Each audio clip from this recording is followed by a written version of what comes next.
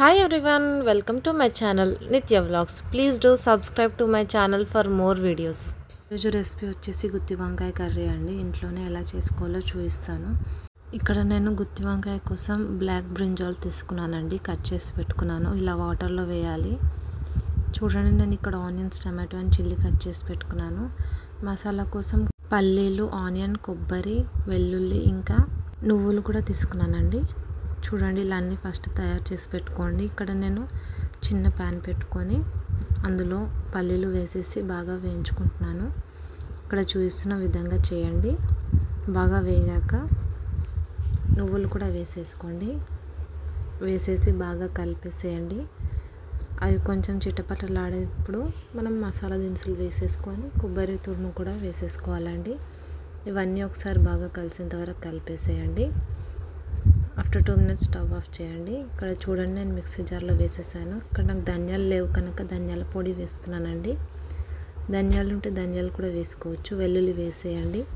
వెల్లుల్లిని మనం పొట్టు తీసి కూడా వేసుకోవచ్చు అండి. సరిపడా చిల్లీ పౌడర్ వేస్తున్నానండి. ఇందులోనే సరిపడా సాల్ట్ కూడా వేసేయండి. నెక్స్ట్ ఇందులోకి టర్మరిక్ కూడా వేసేయండి. వీటన్నిటిని మెత్తగా పొడిగా కట్ చేసుకోవాలండి.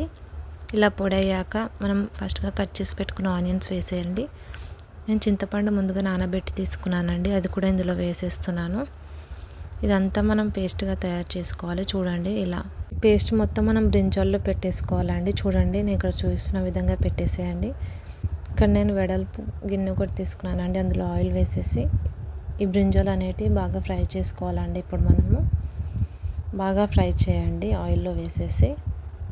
మధ్యలో కలుపుతూ ఉండాలండి. చూడండి, ఈ విధంగా అవ్వాలి. నేను పక్కన తీసి పెట్టాను. ఇక్కడ సరిపడా ఆయిల్ తీసుకున్నానండి. ఇందులోనే మనం ఇప్పుడు షాజీరా వేసేయాలి. చూడండి, ఇక్కడ నేను సరిపడా వేసేసుకున్నాను.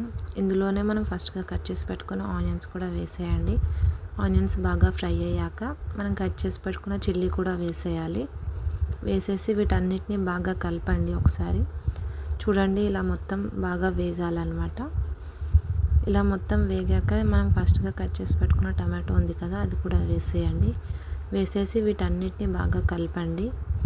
ఇందులోనే ఇప్పుడు మనం జింజర్ గార్లిక్ పేస్ట్ కూడా వేసుకోవాలండి.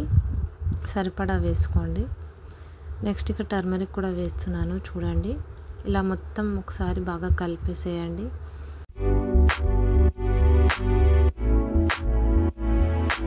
అన్నీ బాగా ఫ్రై అయ్యాక సరిపడా సాల్ట్ వేసేసేయండి. ఇందులోనే కొరియాండర్ కూడా వేసేయండి. వేసి బాగా కలిపేసేయండి మొత్తం కలిసేంత వరకు. అన్నీ బాగా ఫ్రై అయ్యాక మనం ఫస్ట్గా పట్టుకున్న మసాలా ఉంది కదండి, అది ఇందులో వేసేసి బాగా కలపండి.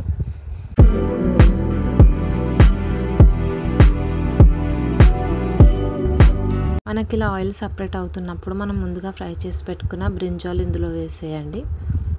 వేసేసి మొత్తం కలిపేసి ఒక 5 minutes వరకు మూత పెట్టి తీయండి. బాగా మగ్గిపోతాయి అన్నమాట. మూత పెట్టి తీసాక కొరియాండర్ వేసేయండి. కొద్దిగా కొరియాండర్ వేసి కలిపేసి అలా 5 minutes వరకు ఉంచండి. ఈజీగా తయారైపోతుందండి. బాగా మెత్తగా ఉడుకుతాయి. చూడండి, ఇలా ఈజీగా ఇంట్లోనే చేయొచ్చండి. తప్పకుండా ట్రై చేయండి.